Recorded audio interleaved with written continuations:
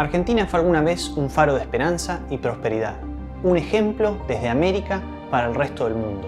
Una tierra de oportunidades cimentada en el trabajo duro y el ingenio de millones de inmigrantes. Sin embargo, desde hace algunos años vivimos una realidad muy diferente. Con buenas intenciones o no, las políticas estatistas e intervencionistas han creado ciclos de pobreza, inflación y dependencia. ¿Cómo fue que llegamos a este punto? A lo largo de las décadas nos prometieron que el Estado sería nuestro gran salvador, que podría protegernos de las crisis, generar empleo y mejorar nuestro nivel de vida. ¿Pero es realmente así? Las intervenciones han sido muchas y sus intenciones, en contadas ocasiones, también nobles. Combatir la desocupación para desterrar la inmoralidad de la riqueza no productiva. Pero los malos resultados están a la vista. La cantidad de gente que se ha metido al interior del supermercado y que está saqueando en estos momentos. Es hora de hacer una pausa y mirar la cuestión desde otro ángulo. Quizás el problema no sea la falta de intervención, sino el exceso de ella. Quizás entre tanta exaltación del Estado hemos olvidado algo fundamental: el poder transformador del libre mercado. Este breve documental nos llevará a explorar 3 preguntas clave. ¿Cómo funciona realmente el mercado? ¿Qué ha llevado a Argentina a renunciar a su lógica de mercado? Y lo más importante, ¿cómo podemos recuperar el mercado para salvar nuestra economía y darle una nueva oportunidad a todos los argentinos? Esta es una invitación a redescubrir las ideas simples pero poderosas que han traído prosperidad en todo lugar donde se les ha permitido florecer. Bienvenidos a La Solución del Mercado.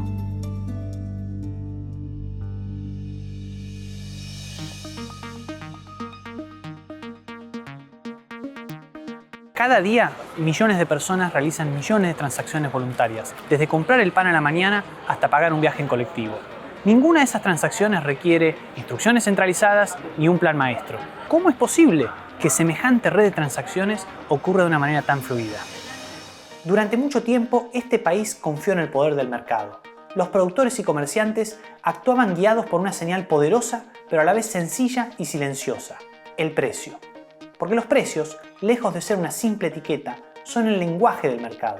Transmiten información esencial sobre qué se necesita, dónde se necesita y cuánta cantidad se debe producir. El mercado es gente comprando y vendiendo, gente intercambiando básicamente, porque también puedes permutar, es eso. Si cambias figuritas, es un intercambio y eso debiera formar parte del mercado.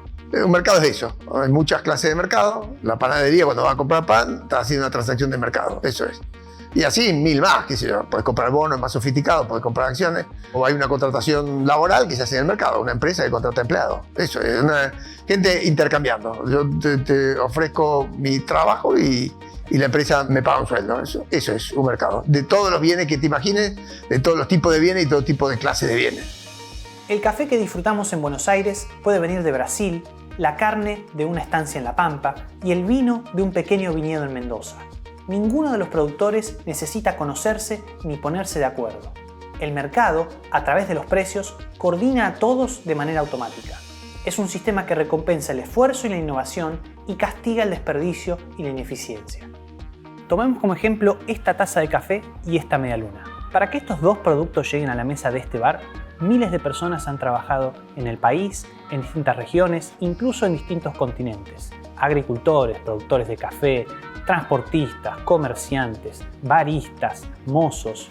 Ninguno de ellos se conoce, pero todos colaboran de forma espontánea. En el mercado es una manera civilizada de que en vez de ahí hay un bien, te doy una piña y es mío, en vez de agarrarnos a las piñas, decidimos poner reglas para que respetemos la propiedad de cada otro y podamos intercambiarla pacíficamente, siendo el resultado benéfico para las 2 partes, porque en un mercado gana tanto el que compra el pan como el panadero que lo hace. Uno se levanta a la mañana a trabajar queriendo vender para ganar y el otro compra el pan porque trabaja de médico. Los 2 ganan en un mercado. Entonces, es un mecanismo civilizatorio.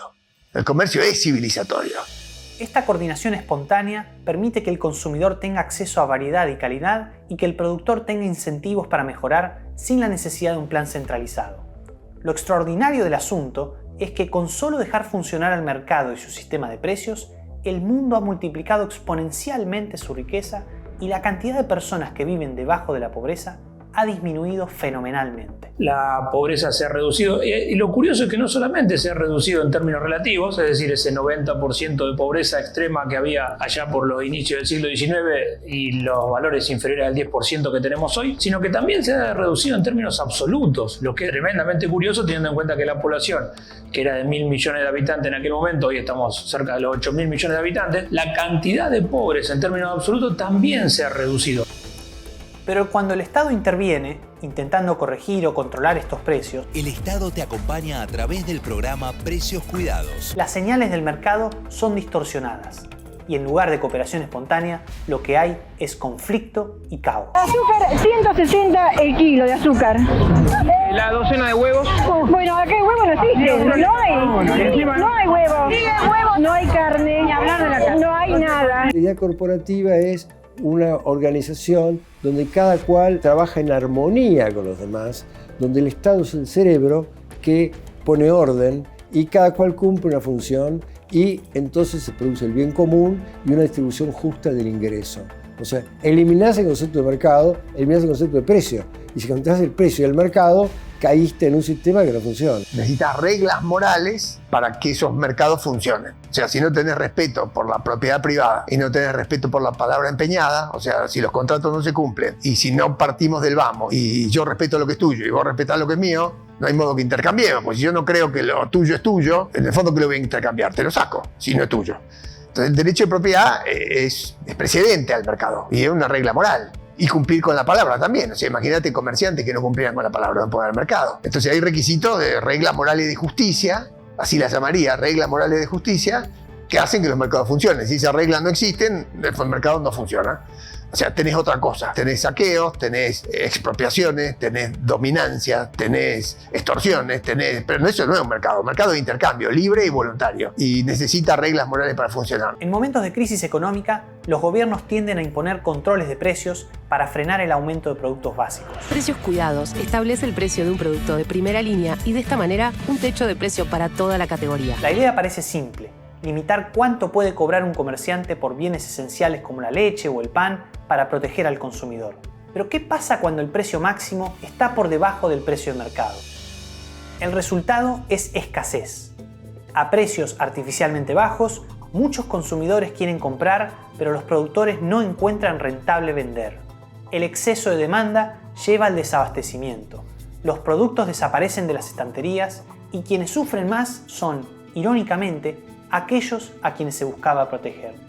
El poder del mercado no solo se deja ver cuando existen precios libres, sino también cuando existe la posibilidad de que los distintos competidores entren y salgan sin barreras. La competencia redunda en bienes y servicios de mejor calidad y menor precio para todos los consumidores. Explicar que en el mercado los emprendedores son los creadores de riqueza, ¿no? Como han hecho tantos economistas a lo largo de la historia del pensamiento económico, tantos historiadores. Yo creo que eso es lo más delicado, ¿no? ¿Cómo puede ser que no esté enterado el presidente del último descubrimiento? Bueno, eso es lo interesante del proceso económico de mercado, que los emprendedores pueden llevar adelante un proceso de creación de riqueza basado en las preferencias de los clientes. Por este motivo, es un problema que a veces los gobiernos privilegien algunas empresas por sobre otras y creen monopolios, porque eso les permite controlar mercados y fijar precios altos para los consumidores que no tienen escapatoria. Los monopolios legales que se forman con permisos exclusivos para operar en un sector, las regulaciones excesivas o los aranceles al comercio exterior limitan la competencia y perjudican al consumidor. En lugar de incentivar la innovación y mejorar la oferta, el monopolio permite a las empresas cobrar precios más altos y reducir la calidad de sus productos. Al final, pagan los pobres, quienes tienen menos opciones y menos recursos para buscar alternativas. Si el Estado intenta dirigir la economía, fracasa, como ha fracasado en la Argentina en las últimas décadas. Su rol debe ser repensado. Pero ¿qué puede hacer el Estado, entonces, para no hacer daño?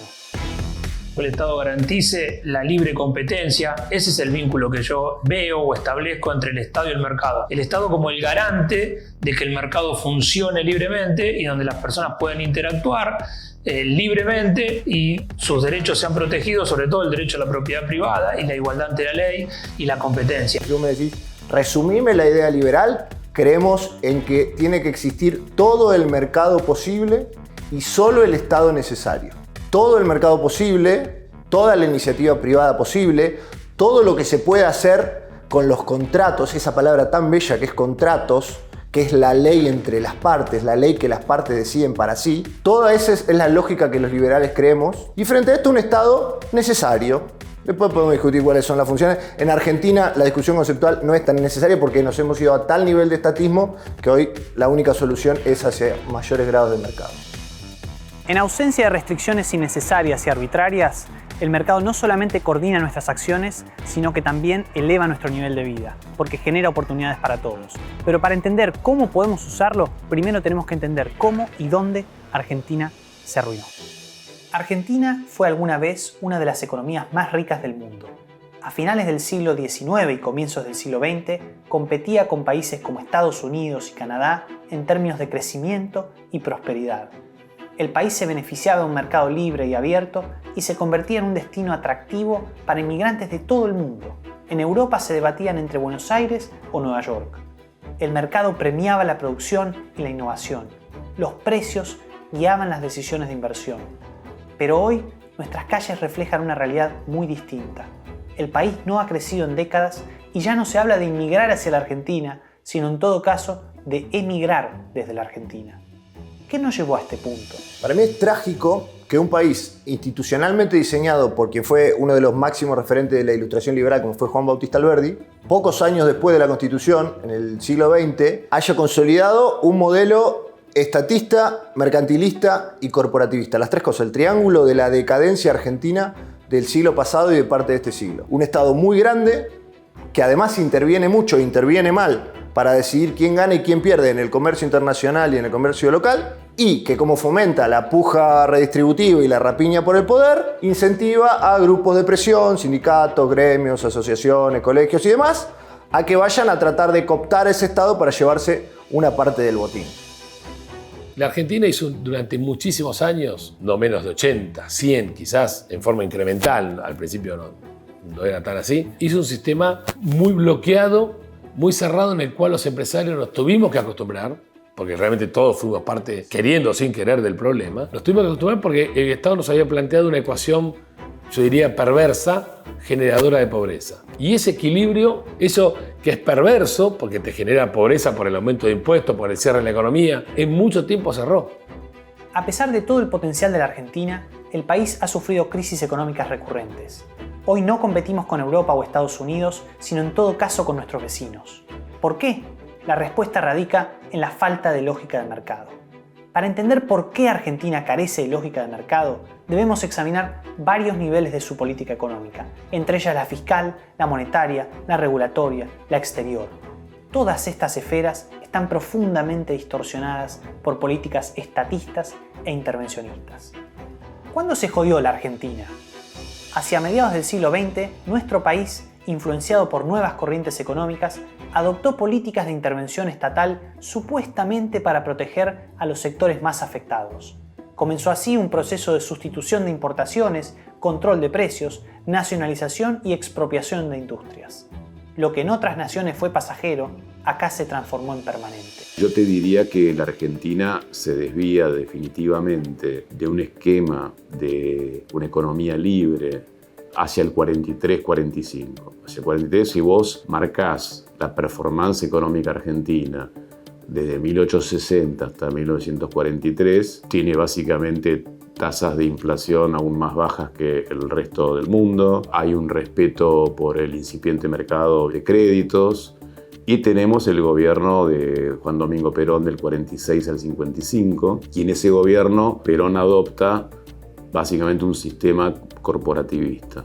Es decir, transforma la sociedad argentina en una sociedad que va a estar mucho más bloqueada, con grupos, digamos, básicamente de la CGT, grupos, digamos, de empresarios que son muy atados a los negocios del Estado. Y entonces ahí, si bien, sistematiza un poco el sistema de seguridad social, nosotros cuando vemos en la economía de Perón, que hemos hecho y editado con Roberto Cortés Conde, Laura D'Amato y Javier Ortiz Batalla, vos ves que la economía empieza a ser poco sustentable y con muchísima intervención y distorsión de precios relativos. La Argentina se va a caracterizar para pretender lo que se denomina una política de ingresos, va a ser el país que más toquetea los precios relativos de la economía para mal, lo que te distorsiona básicamente la asignación de recursos.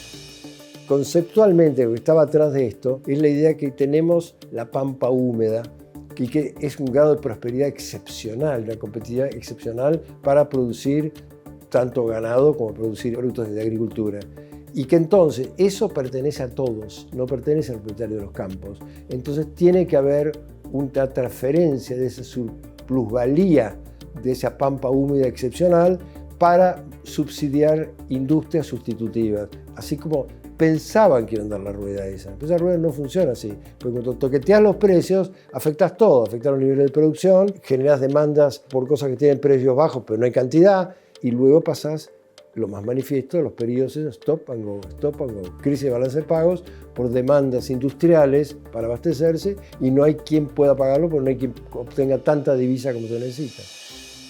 La popularidad del estatismo en Argentina trajo consigo promesas de igualdad y justicia social. Los líderes políticos encontraron en la intervención estatal una herramienta poderosa para ganar el apoyo popular. El gobierno está decidido a hacer cumplir los precios, aunque tenga que colgarlos a todos.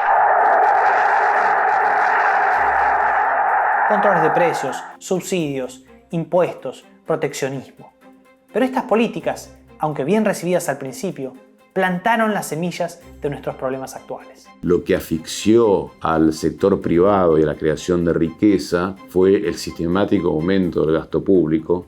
Perón duplica lo que se llama el primer Big Bang, duplica el gasto público en términos del Producto Bruto y a su vez de alguna manera va licuando el mercado incipiente de capitales, repudia las famosas cédulas hipotecarias, que era un instrumento muy importante que venían del 86, donde las familias invertían, y por lo tanto se produce un fenómeno muy parecido que con el kirchnerismo, en el sentido que hay lo que se denomina un crowding out fenomenal del sector privado. El sector privado está asfixiado, no tiene acceso a crédito, hay expropiaciones también indirectas a través de distorsiones de precios relativos, retenciones, doble imposición, cuotas, y por lo tanto yo creo que ese fue mucho más fuerte eso que el efecto de una seguidilla de expropiaciones. En el fondo lo que estabas haciendo es expropiar los flujos, pero nunca llegaste a expropiar tanto los patrimonios. Por eso te digo, con ese segundo Big Bang, ¿qué hace? Se vota algo, ¿viste? Duplicar, pero jamás se analiza qué forma de financiamiento va a tener ese aumento del gasto público de manera genuina para no destrozar mecanismos importantísimos de un capitalismo. Uno de los grandes problemas macroeconómicos que se generaron a partir de la intervención desmesurada del Estado en la economía, y acaso el más distintivo de la Argentina del siglo XX y principios del siglo XXI, es el de la inflación. La alta inflación que todos sufrimos es un factor central de desorganización de nuestra economía. Sabemos que la inflación es un impuesto que el Estado nos cobra por darnos una moneda sin valor, pero es importante entender también las consecuencias perversas que tiene para el funcionamiento del mercado y de la economía en general. Lo primero que hace el tener altísimas tasas de inflación es impedirte el cálculo económico. ¿Qué significa esto? Cuando uno tiene tasas de inflación, por ejemplo, como la que tuvimos en 2023, superiores al 200%, ¿cómo hace uno para calcular qué retorno tiene que tener la inversión que uno está pensando en hacer hoy, cuando la inflación ya es 200%? O sea, al dificultar el cálculo económico, dificulta los deseos de invertir, eso afecta a la actividad económica, al crecimiento económico y al desarrollo del país. Y luego, el otro problema que ha tenido Argentina históricamente con estas altas tasas de inflación son las distorsiones de precios relativos. Por ahí tenés el dólar recontra caro,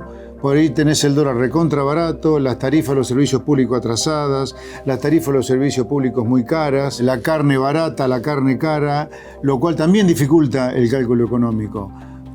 No tenés ni idea los precios relativos cómo van a estar hacia adelante. Pero sabemos que la inflación no es un problema aislado y que su origen es el déficit fiscal, que es el resultado de gastar más de lo que se recauda. En Argentina los impuestos son altos y sin embargo el gasto es aún más alto.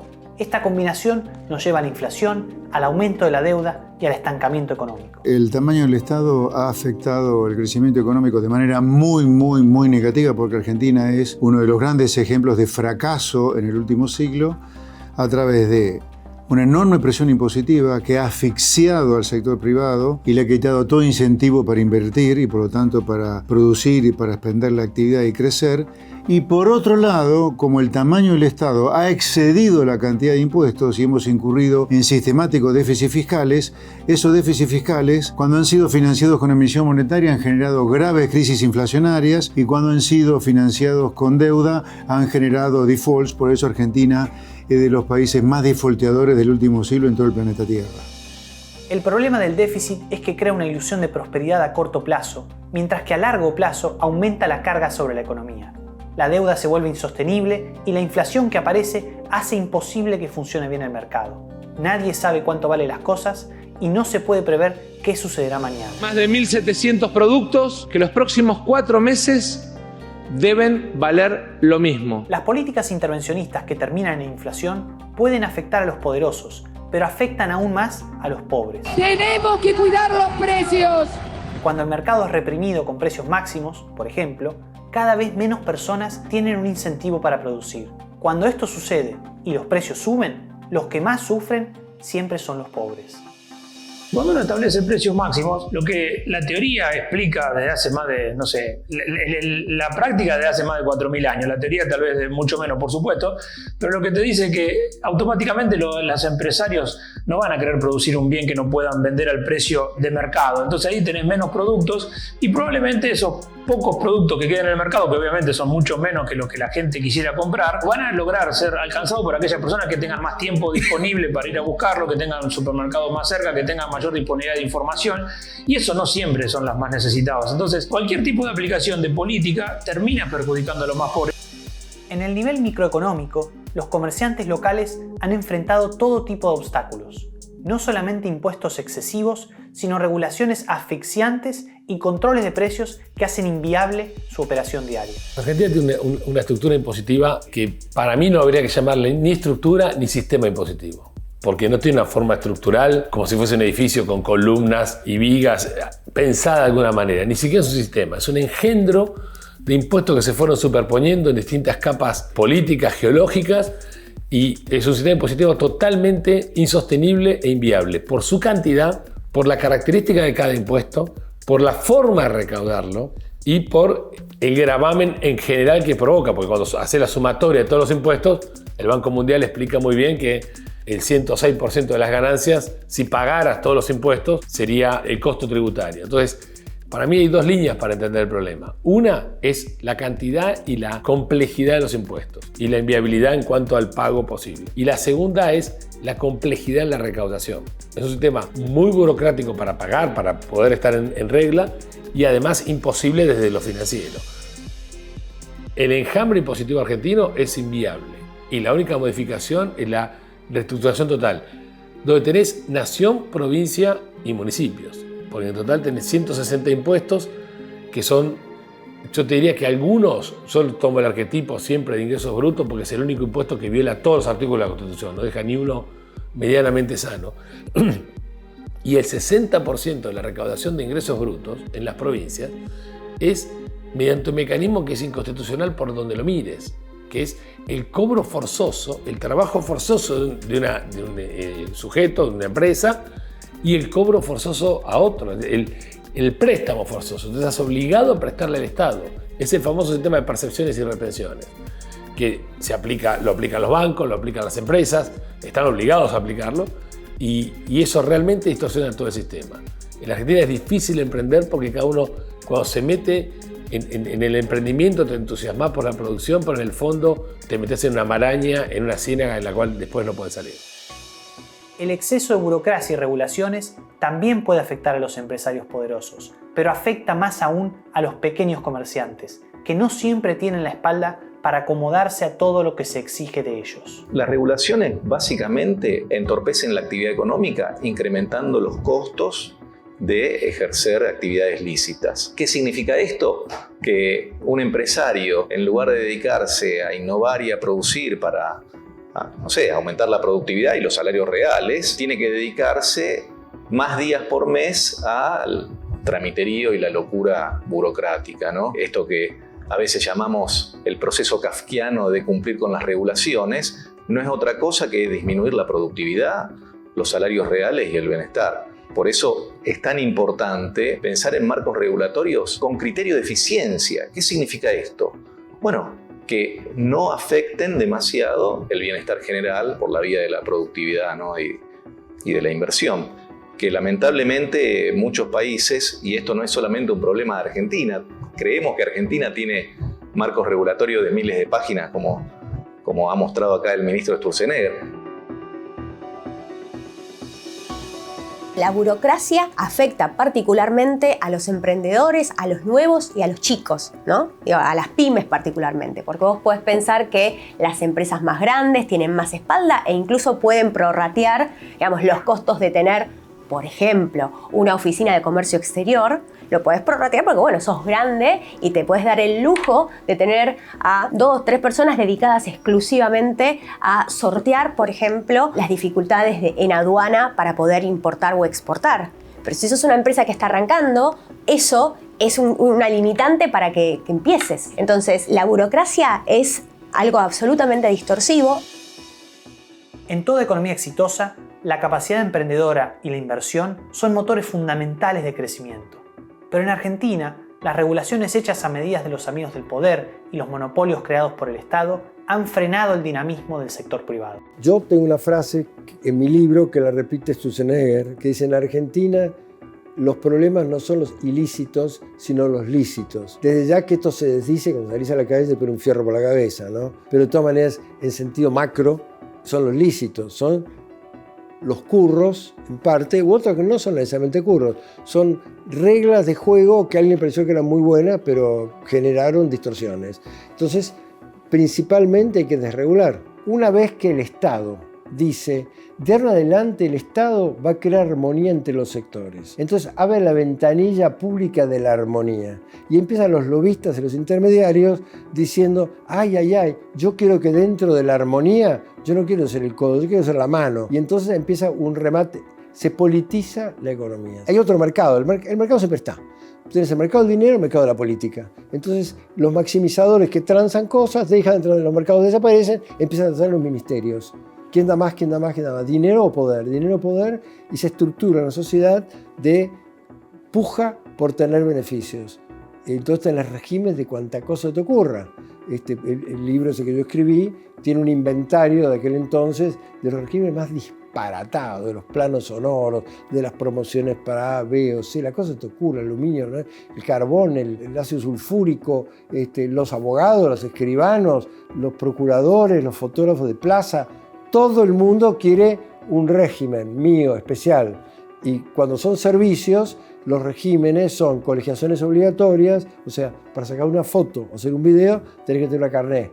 Y el carnet te permite tener un mercado cerrado. El que no tiene el carnet no puede estar grabando este programa.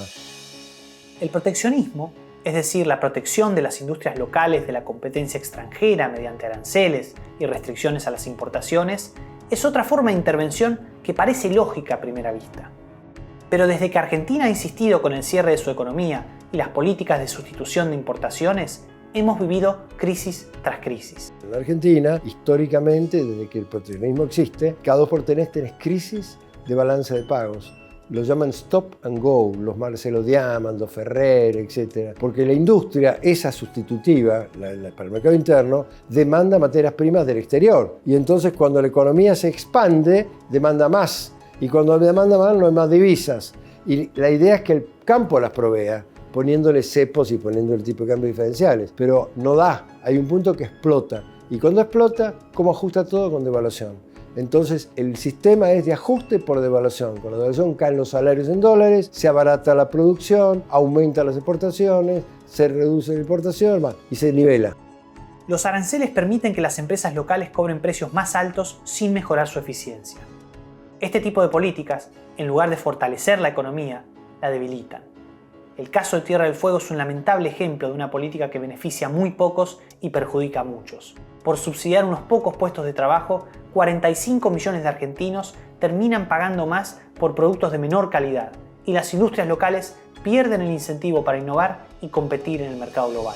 Tierra del Fuego creo que es el ejemplo paradigmático de una política industrial fallida, pero además que ni siquiera fue pensada como política industrial, fue pensada como una política casi de defensa, ¿no? Porque estaba pensada en la dictadura, una ley de la dictadura, para poblar una provincia que podía llegar a ser invadida o que podían alguien usurparla. Entonces no fue pensada como una política industrial, fue pensada hace casi 50 años, con lo cual no podés decir, bueno, esa es una política industrial necesariamente, ¿no? Pero básicamente fue un Estado interviniendo mal, y garantizándole un nivel de protección que no alcanzó solamente con darle exenciones impositivas, sino que se tuvo que imponer un costo además a todos los argentinos, poniendo aranceles, o sea, limitando lo que podía venir de afuera para que no hubiera competencia. Entonces creo que es el ejemplo, cuando hablamos de las instituciones económicas extractivas del libro de Acemoglu, bueno, este es el ejemplo perfecto de una institución que se termina haciendo para que unos pocos tengan unos privilegios a costa de todos los argentinos y de la Argentina que pagan tecnología más cara y que además no pueden exportar, ¿no? Argentina ha intentado controlar el mercado en lugar de permitirle operar libremente. Estas políticas han fracasado una y otra vez, dejando a millones de personas atrapadas en la pobreza y en la dependencia. La lógica de mercado ha sido abandonada y el precio demasiado alto. Es hora de repensar nuestro enfoque y preguntarnos, ¿qué pasaría si realmente le diéramos la oportunidad al mercado de funcionar libremente? ¿Podría ser el mercado, libre de restricciones arbitrarias, la clave para la recuperación económica que tanto necesitamos?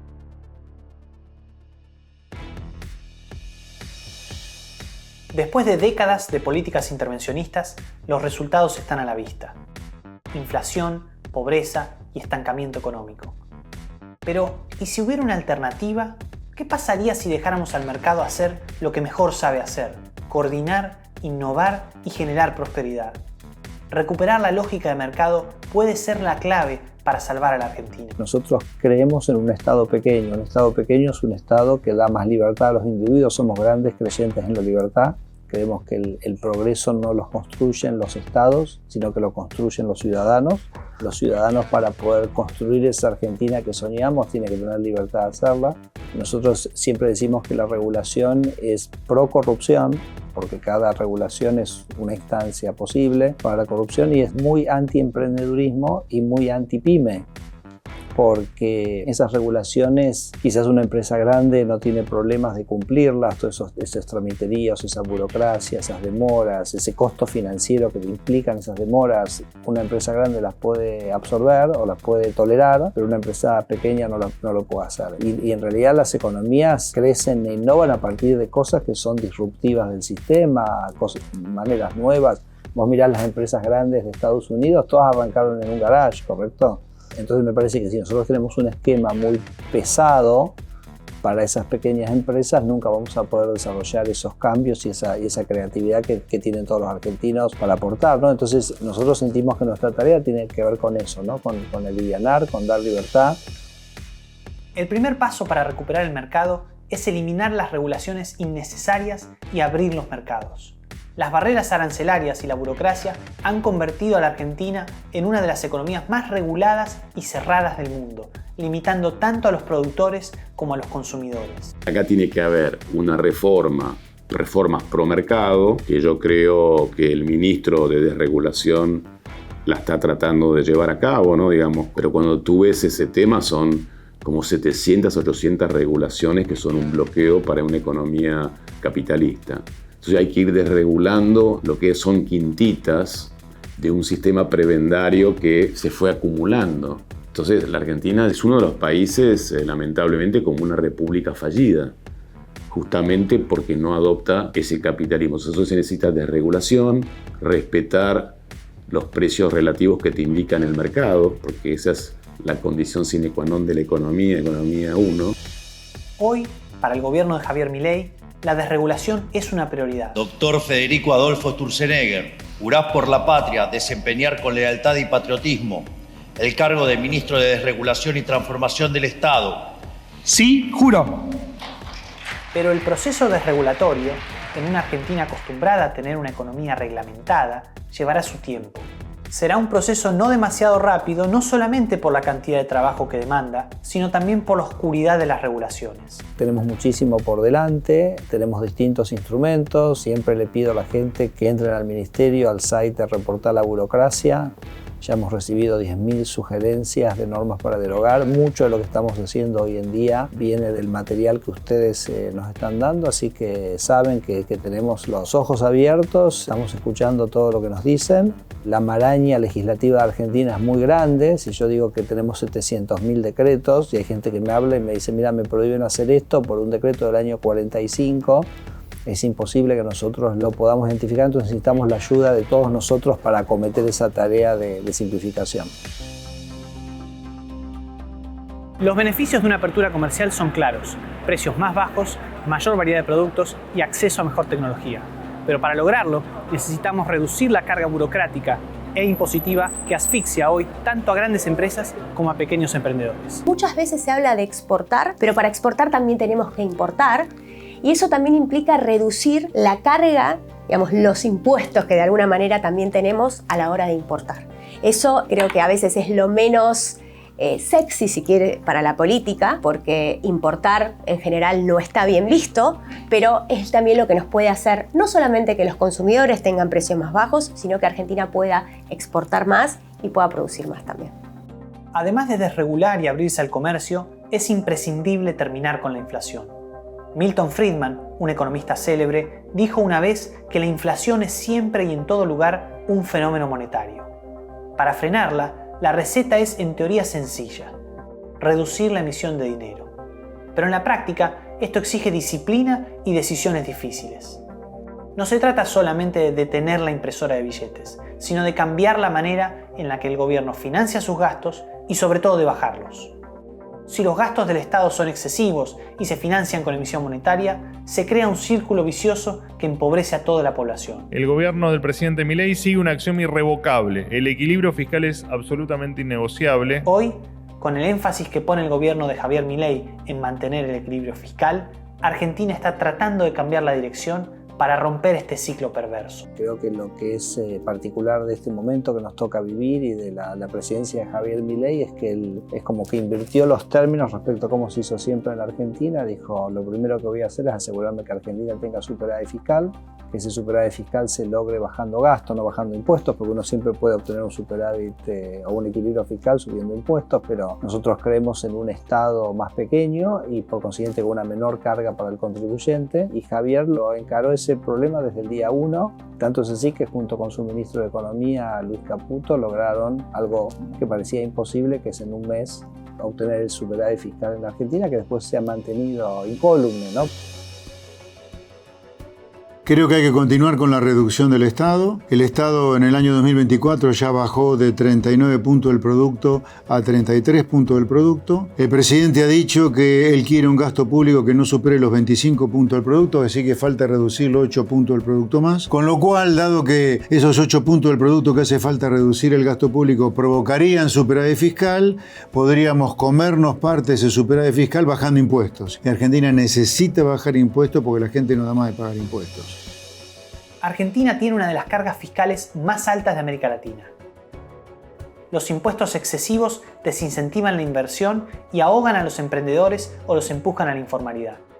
Para recuperar el mercado y mientras se ataca el problema del déficit, es esencial reformar el sistema impositivo para bajar impuestos y permitir que el sector privado florezca. Los cambios necesarios son, primero, hacer una estructura impositiva viable.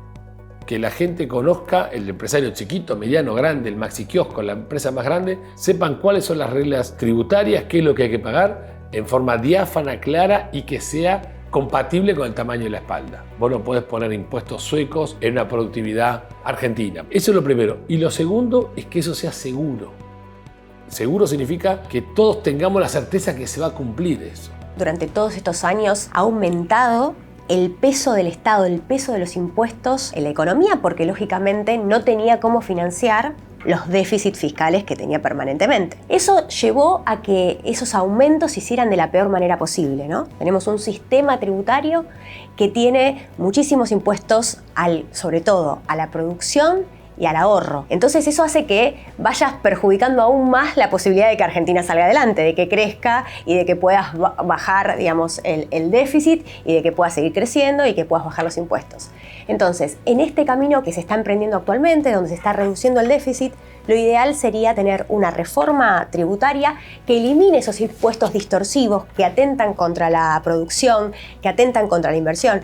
El impuesto al cheque, las retenciones, esos son como los más obvios, ¿no? Pero además me parece que es importante hacer ese cambio junto con las provincias también. Eso es otro tema que pasa en un sistema federal donde si no, lo que termina pasando es que a veces el ajuste lo termina haciendo, o los cambios lo termina haciendo nación, y del otro lado sigue todo igual. Así que lo principal sería tener un sistema orientado a que Argentina crezca, a que Argentina pueda exportar más, a que podamos generar más riqueza, por un lado, que lo podamos hacer junto con las provincias. Argentina tiene un gran potencial emprendedor, aunque necesita un marco regulatorio que lo acompañe. Reducir las barreras de acceso al mercado será también un paso esencial para liberar la creatividad y el talento de los argentinos. Hace falta muchísimo, porque si yo digo que Argentina tiene 700.000 decretos, tenemos que hacer una depuración de eso, tenemos que animarnos, tenemos que entender que la estructura mental que ha habido hasta ahora es una estructura mental donde el regulador es como que trata de pensar todas las cosas malas que puedan pasar y entonces trata de poner reaseguros contra eso, siente que es su obligación pero eso es un enfoque mental que no es el correcto, porque yo siempre doy un ejemplo que es un poquito burdo, pero creo que lo ilustra. O sea, cruzar la calle conlleva riesgos, pero no por eso nosotros vamos a prohibir que la gente cruce las calles. Sería una sociedad absolutamente disfuncional. Entonces, la tarea del regulador tiene que sopesar los beneficios de la libertad, que son evidentes, con los costos de la regulación, ¿no? Y creo que se ha estado muy sobre la mesa los riesgos de la libertad, que nosotros en general consideramos que son mínimos. Bueno, entonces tenemos que cambiar un poco la mentalidad del regulador, ¿no? Tenemos mucho trabajo para hacer todavía en el cambio del normativo, que son las leyes. Si en Argentina nos sacamos de encima esta forma de pensar estatista, mercantilista, corporativista, y abrazamos las ideas del mercado, hacemos la reforma tributaria que nos debemos, hacemos la reforma laboral que nos debemos, hacemos la reforma previsional que nos debemos, bueno, yo creo que Argentina no tiene techo. Yo creo que si vos liberás las fuerzas productivas de este país, la fuerza industrial, la fuerza del agro, la fuerza de los servicios, que son también de primera categoría, Argentina no tiene techo. Hoy parece una ingenuidad, pero Argentina tiene derecho a soñar con ser un país de primera línea internacional. Recuperar la lógica de mercado es una necesidad urgente para dejar atrás décadas de estancamiento y ofrecer un futuro mejor a todos los argentinos. Las reformas no serán fáciles, pero los beneficios serán tangibles. Más inversión, más empleo, más oportunidades y sobre todo más riqueza para todos. Argentina es un país de recursos, de talento y de historia. Hemos visto épocas de esplendor y de crisis, de auge y de caída, pero lo que está claro es que durante mucho tiempo hemos seguido repitiendo los mismos errores. El intervencionismo y las promesas vacías del Estado han llevado a nuestro país al estancamiento y la pobreza. Pero no estamos condenados a este destino. El poder del mercado no es una idea abstracta ni un dogma. Es un mecanismo probado que ha sacado de la pobreza a miles de millones de personas en todo el mundo. Es el motor que recompensa la innovación, que incentiva el esfuerzo y que sobre todo respeta la libertad de elección. Para que el mercado funcione, lo único que se necesita es dejarlo actuar. Hoy enfrentamos una elección y parece que lo hemos empezado a entender. Podemos seguir eligiendo las mismas políticas que han fracasado una y otra vez, o podemos apostar por algo nuevo. Recuperar el mercado, liberar la fuerza del trabajo, del ingenio y de la creatividad de los argentinos. No será fácil. Las reformas implican sacrificios y decisiones difíciles, pero los beneficios serán inmensos. El futuro de Argentina está en nuestras manos. No es una utopía, es una oportunidad real. Podemos construir un país con libertad y prosperidad para todos. Para nuestros problemas, la solución está frente a nosotros. La solución es el mercado.